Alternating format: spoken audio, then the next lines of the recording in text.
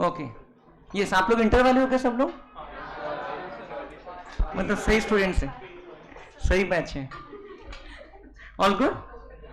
Okay, good morning friends. अच्छा है ये क्लास, मुझे नहीं पूछ नहीं रहा हूं, मैं बता रहा हूँ।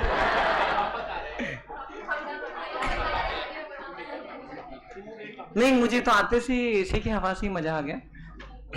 हम लोग एक होटल में गए थे सिंगापुर में, वहां पर ऐसी अंडरग्राउंड जो नीचे का बेसमेंट रहता ना, वहां पर कसिनो था, तो बिल्कुल वो वाली फीलिंग आ रही है एकदम नीचे के फ्लोर में हम लोग। ये हम भी तो गैम्बलिंग ही कर रहे ना, सीए की पढ़ाई कर रहे, लग गए तो लॉटरी है ना, नहीं लगे तो फिर प्रोबेबिलिटी का खेल है यार। हाँ, पिलर के पीछे कौन छुपा है उधर? पिलर के पीछे कोई है तो मुझे पता नहीं चलेगा ना। अमित ध्यान रखना बेटा, दोनों पिलर आपके कंट्रोल में है। कोई भी पिलर के पीछे जाके छुपता है, कुछ खाता पीता है तो थोड़ा बताना, ठीक है? साथ में खाएंगे। चलिए, वैसे अच्छी क्लास है। यहाँ पर हम लोग ने इंटर की एक बैच लिया था पूरी, और तब तो ये रूम भी यहाँ से थोड़ा कटा हुआ था, टेबल टेनिस का रूम था ना यहाँ पर। और इसकी भी बैच लिया ना, आदित्य सिंह की। कहाँ गया? आपकी बैच भी तो इधर ही हुई थी ना, 12th की। उसके बाद आज ही काम पड़ रहा है सीधा। Okay, so very good morning friends, कैसे हैं आप लोग सब? बढ़िया हो? थैंक यू, मैं भी बहुत बढ़िया हूँ, है ना। मैं बहुत एक्साइटेड हूँ, आज आप लोगों की पहली क्लास टेस्ट है, बोलते हैं ना? बोलते मैं तो पेपर पहले रिलीज कर देता हूँ, कोई बड़ी बात नहीं, है ना। चलिए, सो ऐसा है कि टेस्ट है, वो तो चलती रहेगी अपनी जगह।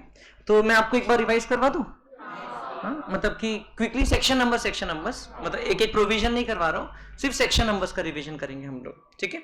चलिए, सो कहाँ है अपन? Chapter number 1। चैप्टर नंबर 1 में तो कोई कहाँ सेक्शन नंबर्स नहीं है वैसे तो।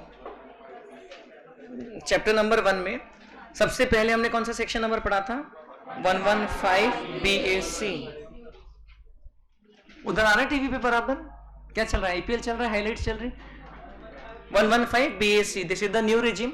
एंड अब तो हम लोग काफी कंफर्टेबल हो चुके हैं न्यू रिजिम में। सीनियर सिटीजन्स रहे, चाहे कोई भी एज के पर्सन रहे, चाहे रेसिडेंट रहे चाहे नॉन रेसिडेंट रहे, सबके लिए सेम स्लैब्स है। 0 to 3 lakhs nil, 3 lakh to 6 lakh 5%, then हर 3 lakhs पे 5% बढ़ेगा, अप टिल 15 lakhs 20%, 15 लाख के ऊपर 30%। ओके, ये हम लोग ने देखा था 115 BAC।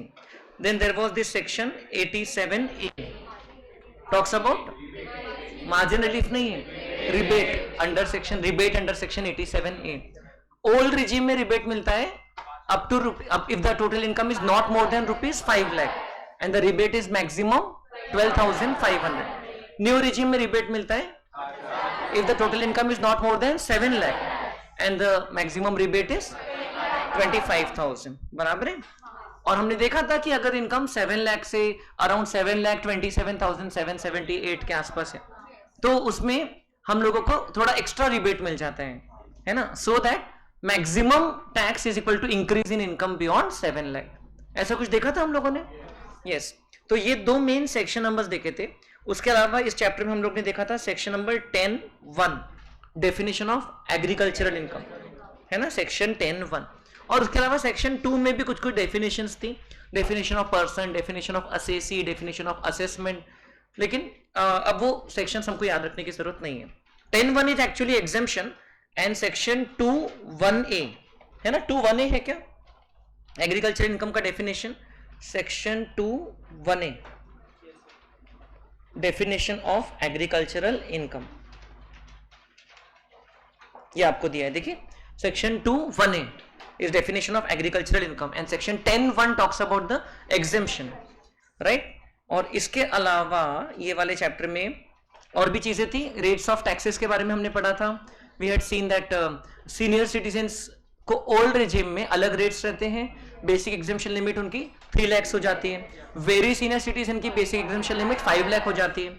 इसके अलावा हमने सरचार्ज के रेट्स देखा था। देखिए, जो आपका मेन एग्जाम का दिन रहेगा, अभी तो टेस्ट सीरीज क्लास टेस्ट वगैरह तो ठीक है, थोड़ा सा कैजुअली चलता है, लेकिन मेन एग्जाम के दिन या उसके एक दिन पहले शाम को आपने पूरे रेट्स वगैरह फिगर्स जहां जहां लिखे वो सब कंसोलिडेट करके रिवाइज करना है। तो सरचार्ज के रेट्स हमने देखा था कि इंडिविजुअल HUF AOP वगैरह के लिए सरचार्ज के रेट है 10%, 15%, 25% and 37 only in old regime. बाकी लोगों के लिए यही तक के हैं न्यू रिजिम। 50 लाख से 1 करोड़ के बीच में टोटल इनकम है तो 10%, 1 करोड़ से ज्यादा है तो 15, 2 करोड़ तक के, 2 करोड़ से ज्यादा है तो 25%, एंड ऑप्शनल टैक्स रिजिम में 5 करोड़ से ज्यादा है तो 37%। याद आ रहा है ऐसा कुछ? ये सरचार्ज के रेट्स थे। और इसके अलावा सरचार्ज जहां पर आता है वहां मार्जिनल रिलीफ भी चेक करना होता है ना, because if the increase in tax due to surcharge is more than the increase in income beyond the threshold point, then increase in tax minus increase in income is equal to marginal relief, right? इसके अलावा खैर अभी discuss कर रहे तो पूरा ही कर लेते हैं। मत बताइए कंपनीज और फर्म्स मेनली इनके टैक्स रेट्स क्या थे। कंपनी के केस में फ्लैट 30% और 25% एंड फर्म के लिए 30%। कंपनी के लिए 30 और 25 है for domestic companies, and for foreign companies it is 40%। Domestic company में 25% का रेट कब है? जब प्रीवियस ईयर 21-22 का turnover is not more than 400 crore. याद आ रहा है क्या? ये था कंपनी के स्लैब रेट्स। कंपनी को सरचार्ज 1 करोड़ के बाद और 10 करोड़ के बाद ऐसे 2 लेवल पे लगता है। डोमेस्टिक कंपनी के लिए सरचार्ज के रेट से 7 एंड 12। डोमेस्टिक कंपनी के टैक्स रेट कम है तो सरचार्ज के रेट ज्यादा है। फॉरेन कंपनी के लिए टैक्स रेट ही 40 है तो सरचार्ज के रेट कम है, 2 एंड 5। याद आ रहा है क्या कुछ? ठीक है। और किसी किसी को नहीं याद आ रहा होगा, बाकी लोग आंसर दे रहे हैं, तो ऐसा मन में कॉम्प्लेक्स क्रिएट करने की जरूरत नहीं है ना। आपने जितना रिवाइज किया उसके हिसाब से टेस्ट में याद आएगा, सो इट इज ओके। जो आता है उतना सॉल्व करना है। Okay, basically do what you can in the test. ठीक है। टेस्ट में no student has scored in the past, so many exams I have been seeing, no student has scored full marks. Okay, कटते इधर 4-6 mark 10 mark कटेंगे। कितनी 50 marks की test रहेगी आपकी, तो उससे आपको 40 मिलेंगे, 30 मिलेंगे, एनीथिंग अबव 30 इज गुड। तो टेस्ट में चीटिंग भी अवॉइड करो। टेस्ट में वैसे हम लोग, मैंने आपको बताया कि कोई एकदम टोकते नहीं एक बच्चे को कि भाई तुम क्यों चीटिंग कर रहे हो, बस डिस्टर्ब मत करो एक दूसरे को, और अपने खुद के बल पे कितने मार्क्स आते उतना देखो। बिकॉज आपको 5 सब्जेक्ट्स फिलहाल मैनेज करना है, और साथ साथ में आपको मतलब टेस्ट की भी तैयारी करना है, सेल्फ स्टडी करना है, एनर्जी मैनेजमेंट। आजकल एक जनरल थिंग हो गई आप लोगों की जनरेशन में, लॉकडाउन के बाद स्ट्रेस लेवल बहुत बढ़ गया है ना, विच इज अंडरस्टैंडेबल। ठीक है, तो उसको डील करना सीखना पड़ेगा। We can not just say कि भाई स्ट्रेस है और पढ़ाई नहीं कर, तो अपने को उसको डील करते आना चाहिए। सो ठीक है, अभी हम लोग ने फर्स्ट, फिर फर्म्स के केस में सरचार्ज के रेट क्या थे बताइए। फर्म्स के केस में 12% अगर टोटल इनकम 1 करोड़ से ज्यादा है तो, दैट्स इट, उसके अलावा कुछ नहीं था। And same surcharge rates for local authority also, right. In fact same slab rate for local authority also, ऐसा ही था। ओके, कोऑपरेटिव सोसाइटी का डिस्कस नहीं करते, it is not very important. उसके अलावा हम लोग ने डेफिनेशंस देखा था। एग्रीकल्चरल इनकम में एक एग्रीगेशन का कॉन्सेप्ट देखा था, वो कब अप्लाई होता है? 2 चीजें, जब 2 कंडीशन फुलफिल होती है। एक तो it is applicable only for those people जिनको स्लैब रेट्स अप्लाई होते हैं, मींस एचयूएफ, इंडिविजुअल, है ना, एओपी, बीओआई वगैरह। तो 2 चीजें होना चाहिए satisfy. First is their total income, अच्छा आप एग्रीकल्चर बोल रहे हो, their net agricultural income should be more than ₹5,000 and that total income excluding agricultural income should be more than the basic exemption limit. तो ये एग्रीगेशन दोनों regimes में होता है ना, ये हम लोग ने देखा। एग्रीकल्चरल इनकम में क्या क्या आता है उसकी एक डेफिनेशन देखा। बताइए, इनकम डिराइव फ्रॉम सैपलिंग और seedling grown in a nursery, agriculture में आता है कि नहीं आता है? But if the sapling and seedling is traded, खरीद के बेचने का काम कर रहे हैं, तो नहीं आता है। Income from sale of agricultural land, it's not agricultural income, right. और फिर income from any other activity carried out on agricultural land, नहीं आता है। फॉर एग्जाम्पल मूवी शूटिंग के लिए रेंट पे दिया, उसको एग्रीकल्चर में काउंट नहीं करते। तो ये कुछ एक्सप्लेनेशंस थी।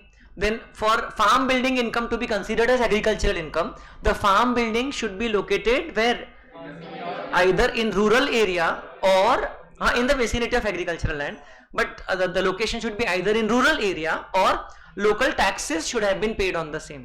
उसमें जो conditions थी, okay, and it should be used in connection with agricultural purpose, right? Either as a dwelling house or as a storage house, ऐसा कुछ। तो क्या देखा था हमने उसमें? फार्म बिल्डिंग के केस में either in rural area or और local taxes should have been paid. अब रूरल एरिया के लिए हमने अर्बन एरिया का डेफिनेशन पढ़ा था, है ना, any area outside the urban area is rural area. अब normally urban area is any area having within the municipality limits where the population exceeds 10,000, okay, as per the last census, okay, 2011 census के हिसाब से 10,000 से ज्यादा यदि population है तो। And then हमने क्या क्या देखा, पॉपुलेशन एक्सीड्स 10,000, उसके अलावा अब 10,000 से ज्यादा बट 1 लाख तक की अगर पॉपुलेशन है तो उसके बियॉन्ड 2 किलोमीटर तक की एरिया भी अर्बन है। 1 लाख से ज्यादा है बट 10 लाख तक पॉपुलेशन है, उसके बियॉन्ड 6 किलोमीटर तक की एरिया अर्बन है। एंड 10 लाख से भी ज्यादा है, उसके बियॉन्ड 8 किलोमीटर तक की एरिया अर्बन है। इतनी चीजें देखा हम लोगों ने। एंड देन ऑब्वियसली पूरा चैप्टर हम लोग ने कई दिनों में किया, अभी तो कुछ मिनटों में रिवाइज कर रहे हैं, तो I may not have covered each and everything. There are, ये थियरी क्वेश्चन आ सकता है, बहुत अच्छे चांसेस है इसके आने के। There are 5 cases where the income of assessment year is taxed in the previous year itself. Which are these 5 cases? ये person leaving India with no intention of returning, non-resident ship owner जिसकी deemed income ली जाती है, AOP और BOI which is likely to be dissolved, business or profession being discontinued, or person alienating or transferring his assets with an intention to avoid tax. So in these 5 situations, income of the previous year is assessable in the previous year, but otherwise income of previous year is assessable in the assessment year, normally speaking, correct? Assessment year is the period from 1 April to 31st March. Previous year is the year preceding the assessment year. Sometimes the previous year may start after 1 April, like if the business itself or the source of income itself is starting on say 15th of January, तो previous year 15th January से 31st March का period रहेगा। ये भी देखा था हम लोगों ने, राइट? और फिर इनकम की डेफिनेशन थी, इनकम के फीचर्स थे, उसमें मेन एक फीचर जो एग्जाम पॉइंट ऑफ व्यू से रिलेवेंट था is application of income versus diversion of income. बताइए, application of income where the income is applied voluntarily, है ना, as per the decision of the assessee himself, उसने अपनी मर्जी से अप्लाई किया है। And diversion of income, due to legal or contractual obligation the income is diverted into the hands of other person before it reaches the assessee। मतलब physically assessee को पहुंच भी गई बट वो असेसी की इनकम कभी बनी नहीं, बराबर है। सो ये देखा हम लोगों ने। आज हम लोगों ने 27 मार्च को ही एसेट पुट टू यूज कर दिया है ना, तो इस पे डिप्रिसिएशन मिल जाएगा, राइट? कल किसी ने इंस्टाग्राम पे, आपकी बैच का कोई था क्या पता नहीं, कमेंट किया जाकर, ये हमने इसका रील डाला था ना कि अगर इसको अभी 31 मार्च के पहले पुट टू यूज कर देंगे तो हाफ डिप्रिसिएशन मिल जाएगा। मैं बोला चलो सही है, मतलब बच्चों का दिमाग सही डायरेक्शन में भाग रहा है। ओके, वैसे अभी टैक्स रेट्स वगैरह में एकदम कंफर्टेबल हो क्योंकि क्वेश्चन उसमें आने ही वाला है। एक क्वेश्चन आएगा जिसमें चार पांच अलग अलग केसेस है, पर्सन का स्टेटस दिया है, एज दी है, अमाउंट ऑफ इनकम दी, जैसे हम लोग ने इतने सारे केसेस किया। But then you will find the paper bit lengthy, तो again try to keep it within time. Okay, उस दिन अक्षत बता रहा था, उसको कैब में हमारा बहुत पुराना स्टूडेंट मिला, शायद मेरी पहली बैच का, आदित्य, मुझे तो नाम भी याद नहीं अनफॉर्चुनेटली, कई स्टूडेंट्स के नाम याद रहते, तो वो उसको फाइनल तक के उसे ये बन गया है। वो अक्षत को बता रहा था कि फाइनल तक के उसको 1.8 वाली स्ट्रेटेजी बहुत काम में है, एंड मुझे खुद को काम में है, मतलब 180 minutes 100 marks. Okay, so how many minute पर मार्क? इट इज 1.8 मिनट पर मार्क। आप आज के टेस्ट में भी ट्राई करना, 5 मार्क का क्वेश्चन रहेगा, 5 इंटू 1.8 कैलकुलेटर में लगाना, 9 हो जाते हैं, याद ही हो जाएंगे धीरे धीरे। सो 9 मिनट में वो क्वेश्चन होना चाहिए। अगर वो क्वेश्चन को आपको 15 मिनट लग रहे हैं, मतलब आपके 6 मिनट एक्स्ट्रा गए, कहीं ना कहीं कुछ छूटने वाला है फिर, सिंपल। और आपकी जो क्लास टेस्ट होगी इसमें हम लोग एमसीक्यूज नहीं दे रहे हैं, एमसीक्यूज की अलग से आपको बुक मिल ही रही है। सो अपने को प्रैक्टिस डिस्क्रिप्टिव की करना है। एमसीक्यू की बुक लेकर के, जब आपको अभी बुक चले गई है पब्लिशिंग के लिए, बुक लेकर के आप लोग रोज खुद को 10-20 एमसीक्यूज खुद ही दे सकते हो एज अ टेस्ट, या कभी संडे को दे दिया कि भाई ये चैप्टर के एमसीक्यूज से आपने 30 एमसीक्यूज के उसमें से खुद को स्कोर दे दिया। That is a self test mechanism. और एमसीक्यूज में बहुत डाउट्स आएंगे जब आप करने बैठोगे। एमसीक्यूज में आपको लगेगा स्ट्रांगली कि नहीं आंसर कुछ और है, बट मैंने बहुत केयरफुली पूरे आंसर्स अपडेट किया है, तो फिर भी हो सकता है मेरी तरफ से कभी गलती रह जाए। बट अगर आपका पीछे से आंसर मैच नहीं होता है तो feel free to ask me. Okay, तो क्योंकि मेरे पास में हर वर्किंग वाले एमसीक्यू का मैंने एक्सेल में खुद वर्किंग करके रखा है, एक एक चीज का कैलकुलेशन खुद किया है, तो आपको बहुत मजा आएगा। कितने बताया था कल आपको? 1019। 169 पेजेस है, 1019, और जीएसटी में 629 एमसीक्यूज है। तो ऐसे करके टोटल आपको फाउंडेशन के स्टैटिस्टिक्स में जितने एमसीक्यूज थे उससे कम ही है। फाउंडेशन के स्टैटिस्टिक्स में 2000 से ज्यादा थे, यहाँ 2000 से तो कम ही है। तो स्टैटिस्टिक्स से इजी हुआ कि हार्ड हुआ? कम हुआ ना बेटा। अभी बोलेंगे कोरिलेशन का फॉर्मूला बताओ, तो बता दोगे खटाखट? हाँ, कोरिलेशन का फॉर्मूला क्या होता है? कोरिलेशन कम करेंगे। ओके, चलिए फर्स्ट चैप्टर का रिवीजन हो गया है। आई थिंक इसमें ऐसा और कुछ है नहीं मेजर, मतलब हम लोगों ने ओवरव्यू कर लिया है, क्वेश्चंस नहीं किया है। और कुछ लगता है आपके दिमाग में तो बताइए फर्स्ट चैप्टर से रिलेटेड। हाँ, कंपोजिट इनकम, उसके रेट्स याद कर लेते हैं। शायद आज के टेस्ट में शायद नहीं आएगा क्योंकि वो पीजीबीपी के साथ में पूछा जाता है। फिर भी 4 टाइप के प्रोडक्ट्स थे जिसमें रेट्स फिक्स्ड है अगर एग्रीकल्चर प्लस बिजनेस एक्टिविटी करते हो तो पहला प्रोडक्ट कौन सा था? रबर, जिसमें रेट क्या है? 65-35। हायर वाला जो रेट है वो एग्रीकल्चर है, और लोअर वाला जो रेट है वो बिजनेस है। 65-35 है।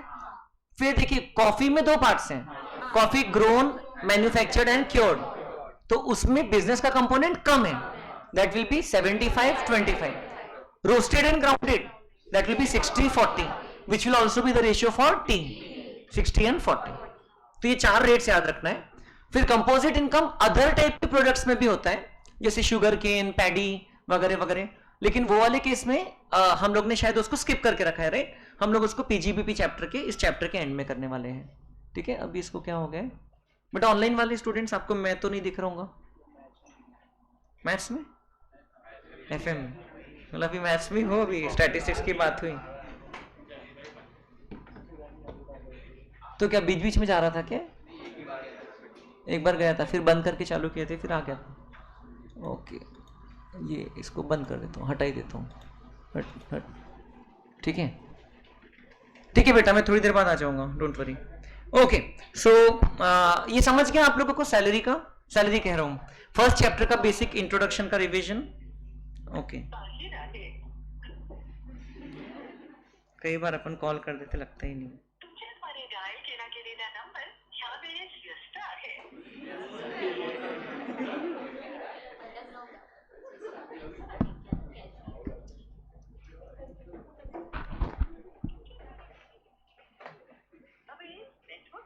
अरे व्यस्त होते होते नेटवर्क कवरेज। चलो ठीक है, देखो बंद करके चालू होता है क्या? कौन था भाई? अलग कैमरा है, साहिल। अच्छा, आपको नया प्रोफेशन के लिए हम तैयार कर रहे हैं ना? सीए, कैमरा आर्टिस्ट, सीए का ही नाम है। ये देखो, ये क्या कैमरा, ये कैमरा लिखा है क्या? हाँ ठीक है, मैं ही ट्राई करता हूँ। ज्यादा से ज्यादा क्या होगा, खराब थोड़ी ना होगा।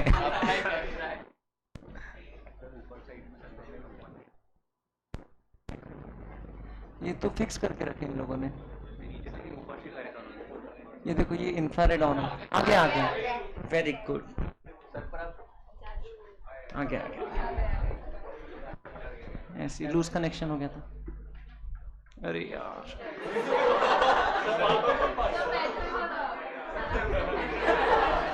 अरे ऐसे नहीं होता है। मेरे को तो लग रहा है क्लास टेस्ट का पेपर ही डाउनलोड कर लेते हैं, है ना? उसी पे डिस्कशन कर लेते हैं। ये कहाँ से बंद चालू होता है?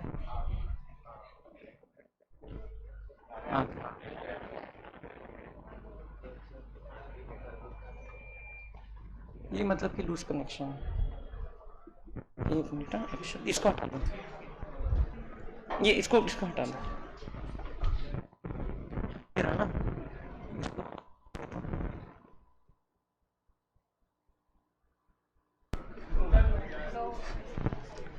चला गया क्या? आ गया होपफुली।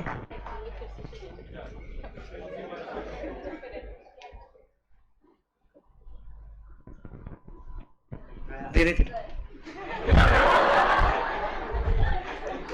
देखो, अपन लोग ना रिवीजन करते रहेंगे तो नहीं जाएगा, इधर उधर की बात होगी तो चला जाएगा। ठीक है, चलिए फटाफट। ये हो गया फर्स्ट चैप्टर।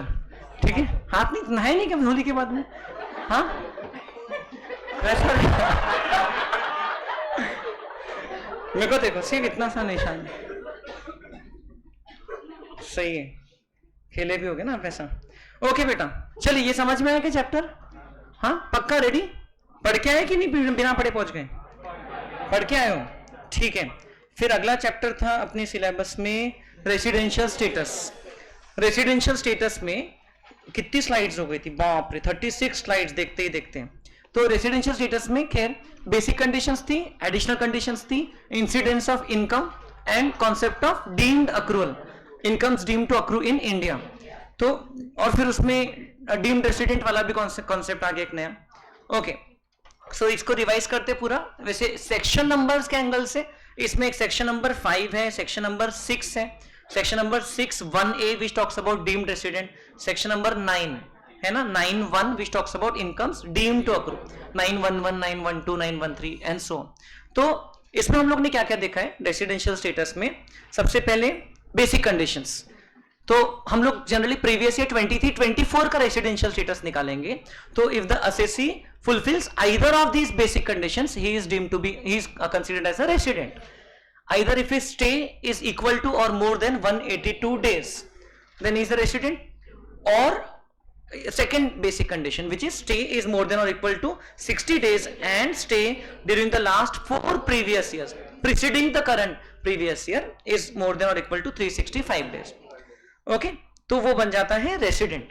अगर रेसिडेंट बन जाता है तो फिर हम लोग चेक करते हैं एडिशनल कंडीशंस। यदि दोनों एडिशनल कंडीशन फुलफिल होती है तो वो बन जाता है ROR, वरना वो बन जाता है R but NOR, right.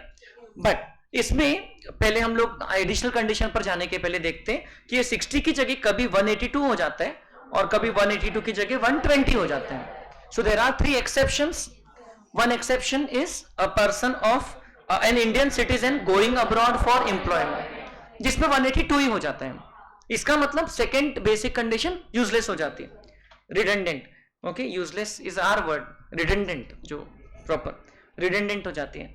Indian citizen living India as a crew member of an Indian ship, तो इसमें भी 182 देखते हैं। वैसे क्रू मेंबर ऑफ शिप के लिए जब हम डेज का काउंटिंग करते हैं तो एक नोटिफिकेशन था अलग से, तो क्या करते हैं उसमें हम लोग the date of joining the ship and date of signing from the ship, ये दोनों डेट्स को इंडियन स्टे से एक्सक्लूड करते हैं, बराबर। If the ship is living India, याद आ रहा है कुछ? यस तो ये दो केसेस में तो 182 से रिप्लेस हो जाता है, second basic condition. Third case में it is an Indian citizen और a person of Indian origin who stays abroad but during the year comes on a visit to India. तो उस केस में 60 is normally replaced by 182 but sometimes replaced by 120। 120 से तभी replace होगा जब उसकी total income excluding income from foreign sources is at least नहीं more than 15 lakhs, at least equal to 15 lakh पे भी नहीं चलेगा, मोर देन 15 lakhs। एंड ये वाली जो इनकम्स रहती है ये बहुत इंपॉर्टेंट है। Total income excluding income from foreign sources में हम लोग इंडियन इनकम तो लेंगे ही लेंगे, प्लस हम लोग इनकम अक्रूड आउटसाइड इंडिया लेंगे from a business control from India और a profession setup in India. उसको काउंट करके हम लोग 15 लाख की लिमिट के साथ कंपेयर करेंगे। सिर्फ कौन सी इनकम काउंट नहीं करेंगे, income accrued outside and received outside and from a business control outside India और a profession setup outside India. याद आ रहे? या तो part of income remitted to India, because you know that remittance does not amount to income. Okay yes then ये हम लोग ने देखा it is replaced by 120 days in दो सर्कमस्टेंसेस। अगर कोई पर्सन 120 डेज से ज्यादा का स्टे है, 182 से कम है और 120 क्राइटेरिया से अगर वो पर्सन रेसिडेंट बन जाता है तो क्या होता है? तो वो पर्सन अभी कभी भी RNOR होता है, ठीक है। That person is resident but not ordinarily resident. Obviously apart from that 120 condition 365 has to be satisfied, क्योंकि 120 यहां पर रिप्लेस हो रहा है तो उसके साथ में जो 365 है वो तो सेटिस्फाई होना ही चाहिए। ये समझ में आया था क्या आपको? अरे अब ये चला गया है तो बड़ा दिक्कत है यार यहां पर।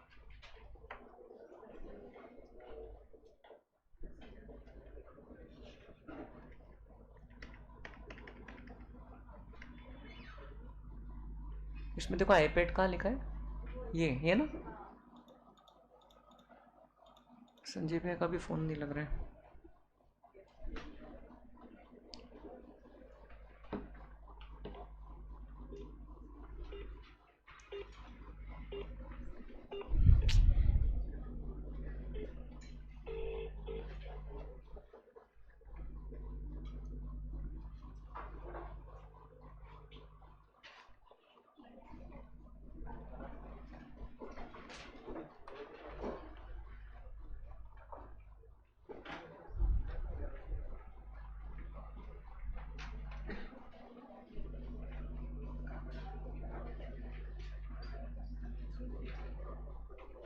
संजय भैया पहले कैमरा गया था, अभी आईपैड छोड़ दिया इसने।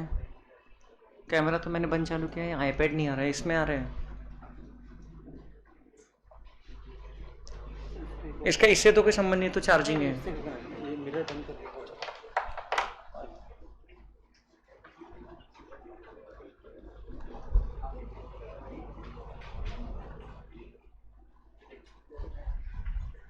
ऐसे नहीं चलता ना इतना। हो गया स्टार्ट। कैमरे का क्या इशू है?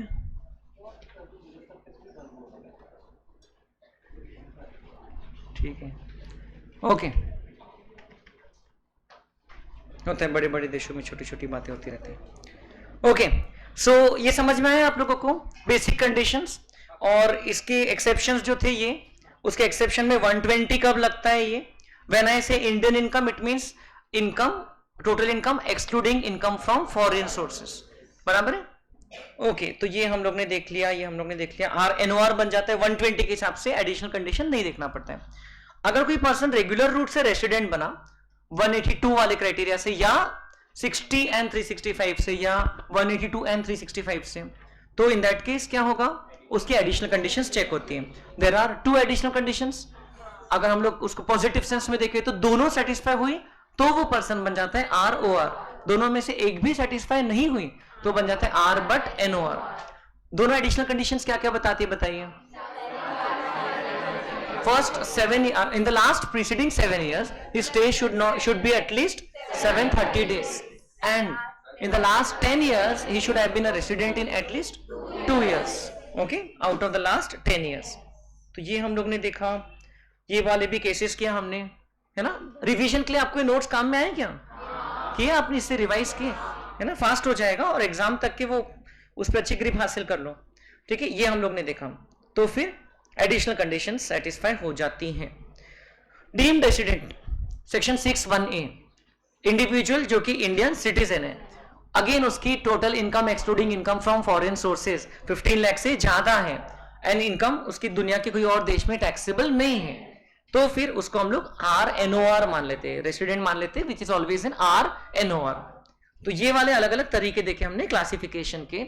इसके अलावा इंडिविजुअल के अलावा then there were other types of persons like HUF, है ना, जिसका business partly controlled from India रहे चाहे होल्डी रहे, तो उसको हम लोग रेसिडेंट मानते हैं। फिर कर्ता के एडिशनल कंडीशंस चेक करके बताते हैं कि वो ROR है या RNOR।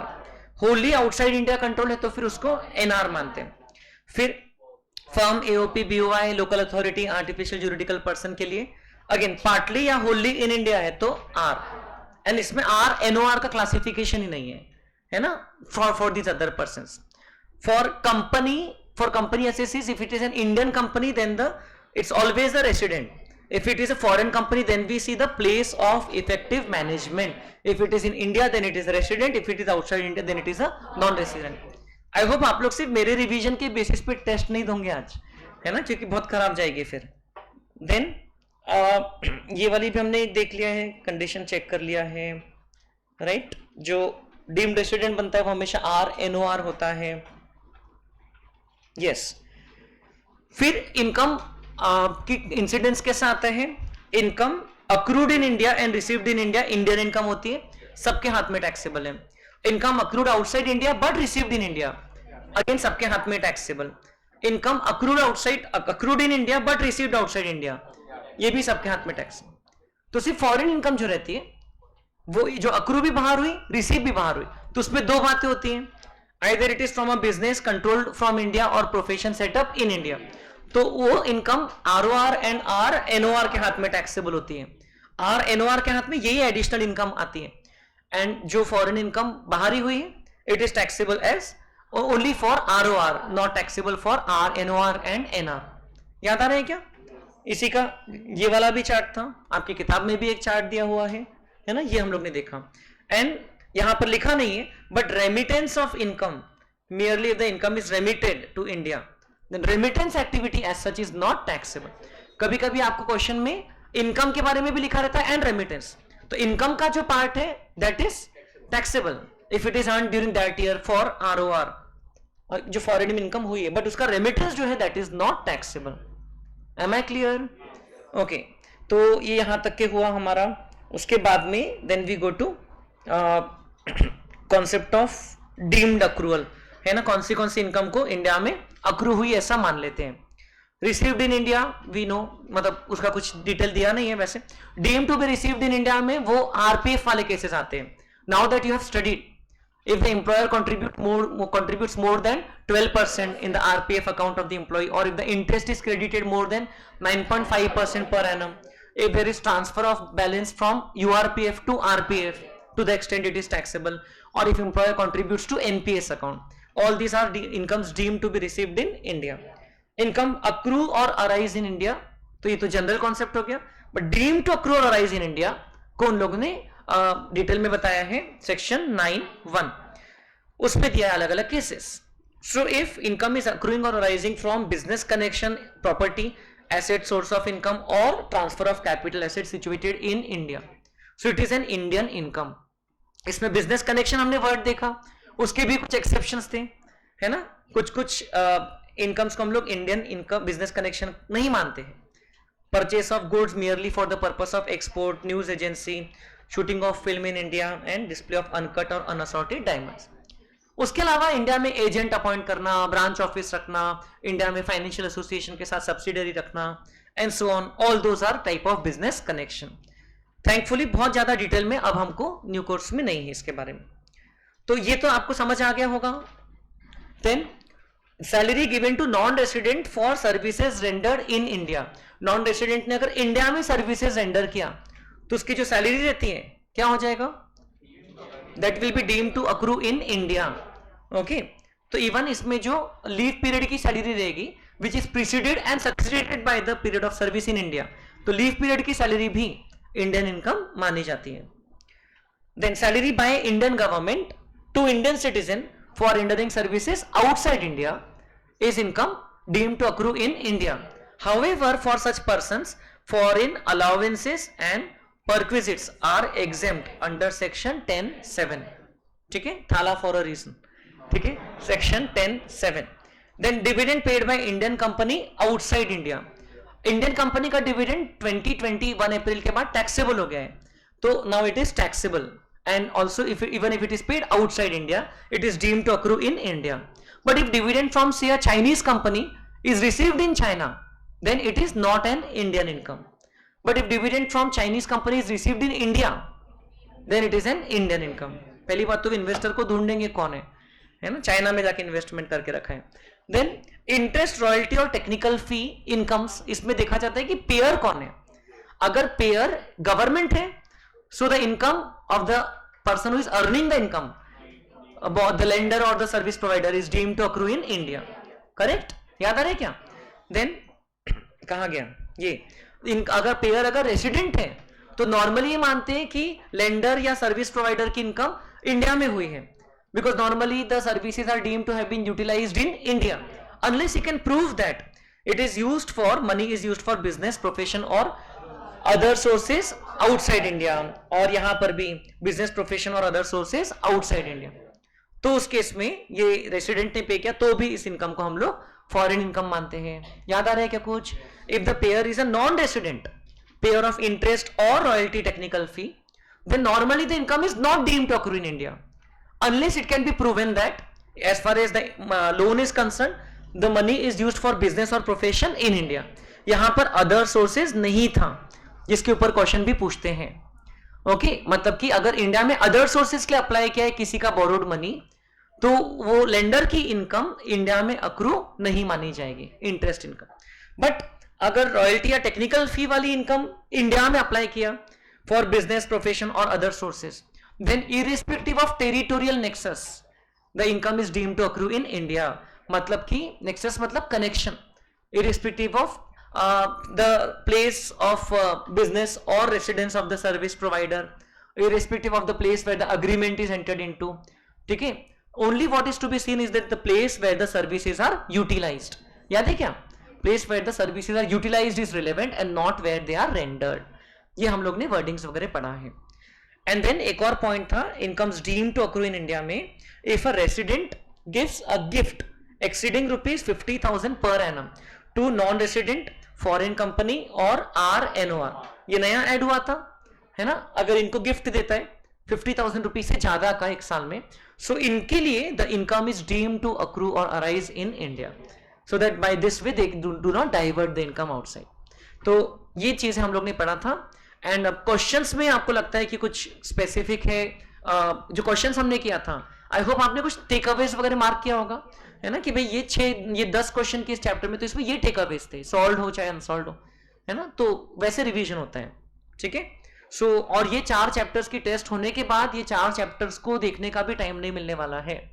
ठीक है. इवन इसके एमसीक्यूज भी जो आपको मिलेंगे, आई डोंट थिंक आप उसको अब कर पाओगे, क्योंकि अभी नई चैप्टर्स का बर्डन आ जाएगा. पीजीबीपी की 130 से ज्यादा एमसीक्यूज है, तो उसको करना है बाद में जैसे जैसे टाइम मिलता है. अभी तो ऐसी कोई मेजर छुट्टी नहीं है, नेक्स्ट मंथ में है 2-3 छुट्टियां अप्रैल महीने में हॉलीडे लिस्ट में. इंटर को देते कि नहीं देते पता नहीं, बट है, डोंट वरी, है. ठीक है. आपको बता दो अभी से 9 तारीख को छुट्टी है एक्सक्लूडिंग संडेज. 9, 11, 17 और 19 को इलेक्शन है ना, तो वो उसमें करे हॉलीडे लिस्ट में नहीं, लेकिन 19 को भी छुट्टी है. ठीक है. 9, 11, 17, 19, हाँ बाकी संडे जो भी है. ठीक है. अब ऐसा मान लो फ्राइडे को भी छुट्टी है, संडे को भी छुट्टी है, तो सैटरडे को आना है क्लास में. ठीक है. ओके. और वैसा है क्योंकि वेडनेसडे को छुट्टी है, फिर फ्राइडे को है, फिर संडे को है, तो अपन तो क्या लंबी छुट्टी पे जाएंगे, मंडे से घर जाएंगे, है ना, अगले थर्सडे को आएंगे, है ना. वैसा नहीं करना है, क्योंकि कल मैं देख रहा था होली के बाद में कई बच्चे एक दिन लेट आए. चलिए ठीक है, यहां तक समझ गए. Okay. So this was chapter number 2 जो हम लोग ने रिवाइज कर लिया.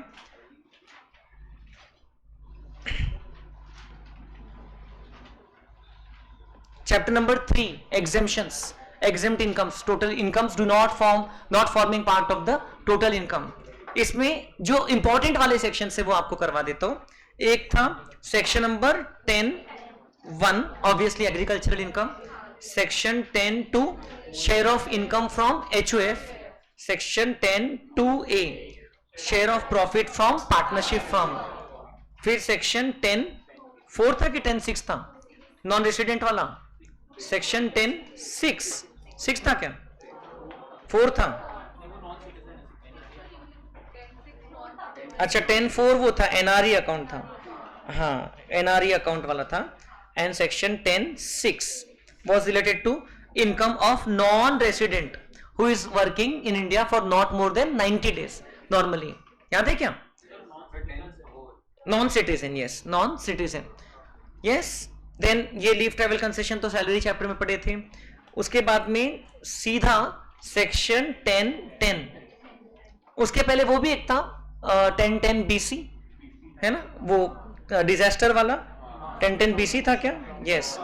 कॉम्पेंसेशन रिसीव फ्रॉम गवर्नमेंट और लोकल अथॉरिटी, ये 10(10)D था. 10(10) तो ग्रेचुइटी है, 10(10)D, उसके पहले 10(10)BC. गवर्नमेंट या लोकल अथॉरिटी से नेचुरल डिजास्टर या कोई डिजास्टर में कॉम्पेंसेशन मिलता है, सो दैट इज एग्जेम. याद आ रहा है क्या.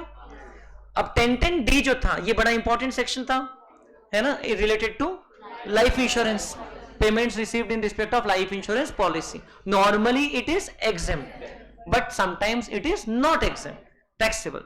तो उसमें एक केस था की मैन इंश्योरेंस पॉलिसी, जो असाइन भी कर दिया अपने पॉलिसी के टेन्योर में, तो भी it continues to remain a key man insurance policy. याद आ रहा है क्या कुछ, इट इज टैक्सेबल. फिर दूसरा यस, जिसका डिडक्शन सेक्शन 80DD में मिल चुका है, वो वाली पॉलिसी के रिस्पेक्ट में अब यहां एग्जेम्पशन नहीं मिलेगा. फिर उसके अलावा depending on the premium as a percentage of sum assured, उसका हम लोग ने टेबल देखा था. अगर पॉलिसी 1 अप्रैल 2012 के पहले इशू हुई है तो premium should not be more than 20% for any year. अगर प्रीमियम 20% से ज्यादा जाता है तो so the amount is taxable. Then 1 April 2012 में उसके बाद का है इशू तो फिर 10%. उससे ज्यादा कोई भी साल का प्रीमियम गया तो बाद में जो पैसा मिलेगा other than in the case of death, so वो पैसा टैक्सेबल रहेगा, whether it is maturity value और सरेंडर वैल्यू और बोनस. एंड 1/4/2013 के बाद डिसेबल्ड पर्सन की लाइफ पे पॉलिसी लिया तो अप टू 15% प्रीमियम रह सकता है. ये ध्यान में आ रहा है.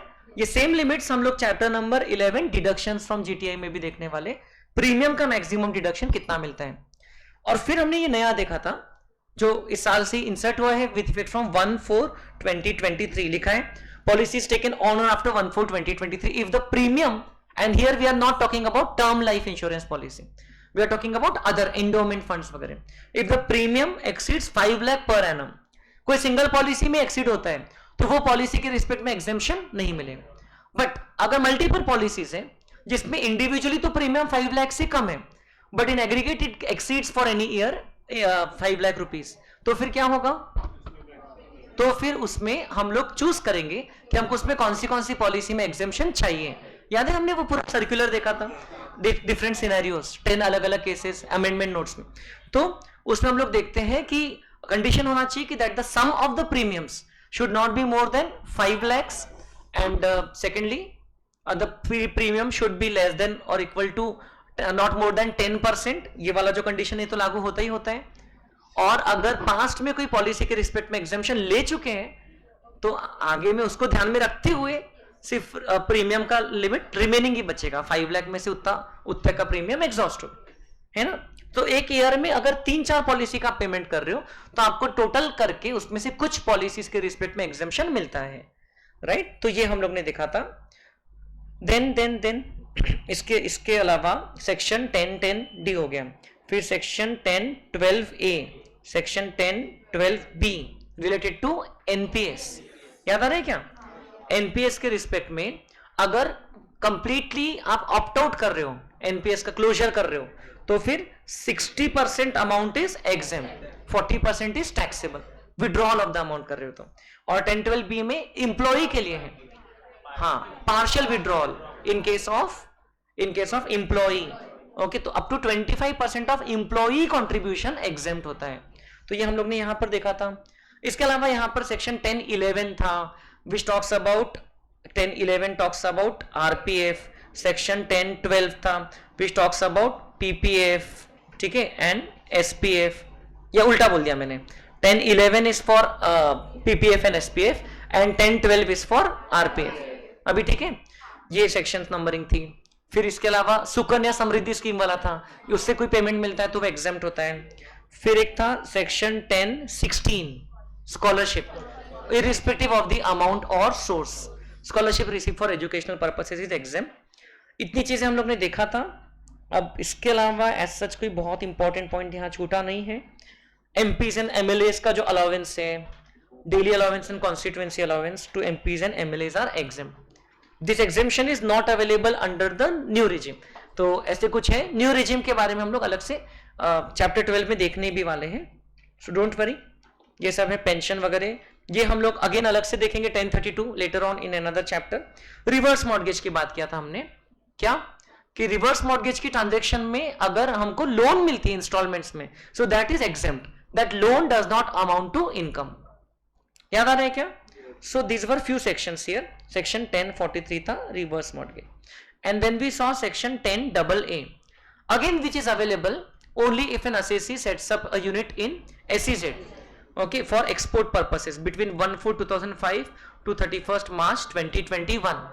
SEZ में यूनिट सेटअप करते हैं तो उसको एग्जेम्पशन मिलता है उसके एक्सपोर्ट प्रॉफिट्स का. फर्स्ट 5 इयर्स में 100% of export profit, next 5 years में 50% of export profits, and next last 5 years में 50% ऑफ एक्सपोर्ट प्रॉफिट और amount transfer to SEZRRA whichever is lower. याद आ रहा है क्या. सेजरारा का फुल फॉर्म है special economic zone reinvestment allowance reserve account. Okay, उसमें जो अमाउंट आपने ट्रांसफर किया है, सिर्फ रिजर्व बनाया, P&L या जनरल रिजर्व से उसमें बैलेंस ट्रांसफर किया, so that much balance should be utilised to purchase acquire new plant and machinery within 3 years, okay, from the end of the financial year in which the reserve is created. Okay और फिर in that case अगर 3 years के अंदर utilise कर लिया तो ठीक, नहीं किया तो जितना आपको एग्जाम्पशन मिला था उस बेसिस पे उतना वापस से टैक्सेबल हो जाएगा इन द सब्सिक्वेंट ईयर।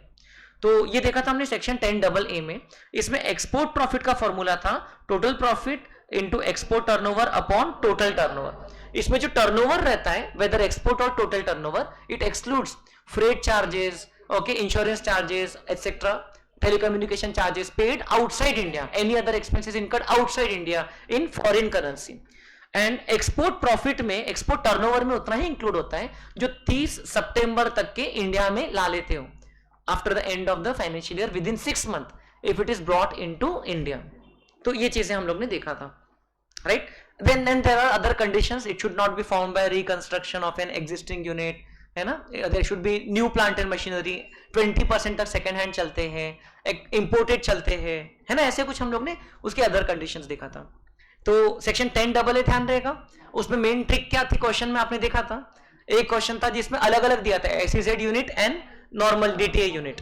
फिर एक क्वेश्चन था जिसमें पूरे एंटरप्राइज का एक कॉलम में दिया था और उसके डीटीए यूनिट का दिया था, तो आपको माइनस करके एसईजेड निकालना था। याद है क्या, जो क्लास में क्वेश्चन 5 और 6 किए थे, तो उस माइनस करके निकालना था, ओके। और फिर एसईजेड यूनिट का जो आ गया उसमें आपको कैलकुलेशन कर। So this was chapter number 3।